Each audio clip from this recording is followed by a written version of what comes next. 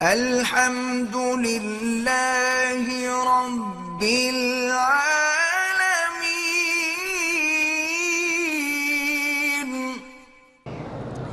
قومی بچت scheme prize bond جو ہیں حرام ہیں، علماء کا فتویٰ موجود ہے۔ ہم آپ کے لیے دعا کرتے ہیں، اللہ آپ کی جزائے خیر دے، اور ہمیشہ کیا کریں کہ اللہ تعالیٰ اپنے دین کے کام میں ہمت دیں، قوت دیں، استقامت دیں، اور یہ بیماریاں جو ہیں نا آدمی کو بے چین کر دیتی ہیں۔ یعنی آپ حیران ہوں گے کہ میں رات مطالعے سے فارغ ہونے کے بعد 12:30 بجے سویا اور 4 بجے الحمدللہ میں اٹھتا ہوں۔ تو اس دوران میں 5 دفعہ گیا ہوں حمام۔ اب کیا نیند آئے گی مجھے؟ بس اللہ کا امتحان ہے، دعا کریں اللہ شفا عطا فرمائے۔ ہم اس قابل نہیں ہیں کہ برداشت کر سکیں۔ ہم تو اسألک العفو والعافیہ۔ ہمارے علاقے میں آج میں کہتے ہیں کھجور زمزم وغیرہ رشتہ داروں کو دیتے، بالکل ٹھیک ہے، اصل ہدیہ تو یہی ہے۔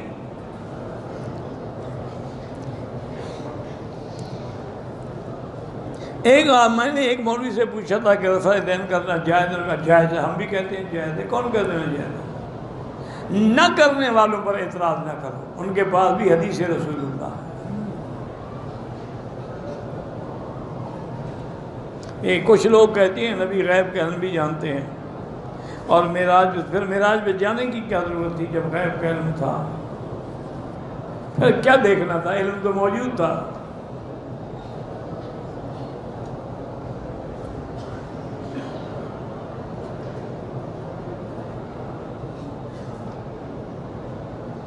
حضور پاک کا بول و براز صحابی نے کھا لیا، ہم نے نہیں پڑھا کسی حدیث میں۔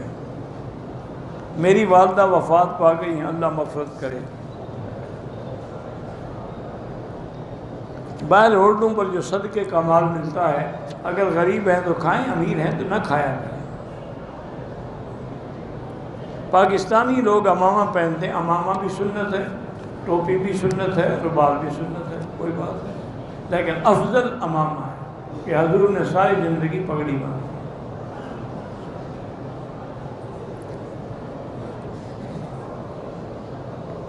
اذان مغرب کے بعد 2 رکعت پڑھنا مستحب ہے، کوئی پڑھے پڑھے نہ پڑھے نہ پڑھے، لیکن احناف کے نزدیک نہ پڑھنا بہتر ہے۔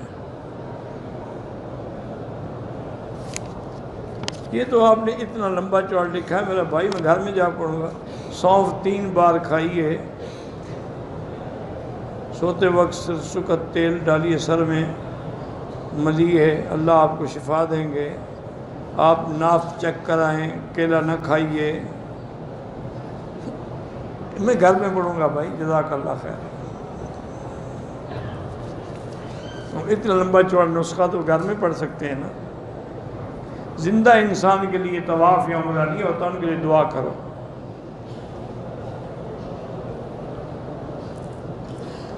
میں اپنے سسر کے ساتھ آئی ہوں، اب وہ بیمار ہیں، تو میں اپنے دیور اور دیورانی کے ساتھ عمرہ اور نفلی طواف کر سکتی ہوں؟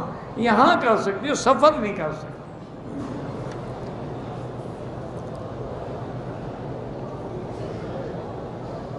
میرا بھائی حافظ قرآن بھی ہے، مسجد میں مؤذن ہے، اس کا گلا بیچارے کا خراب، اللہ شفا عطا فرمائے۔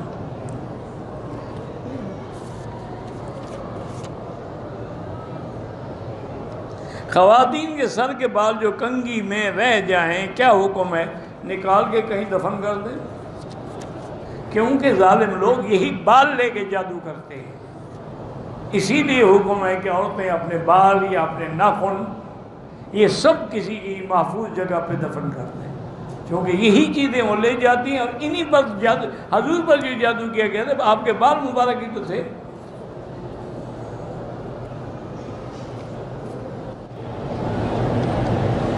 گانا سننے سے وضو ٹوٹ جاتا ہے، وضو تو نہیں ٹوٹتا، لیکن نہیں سننا چاہیے۔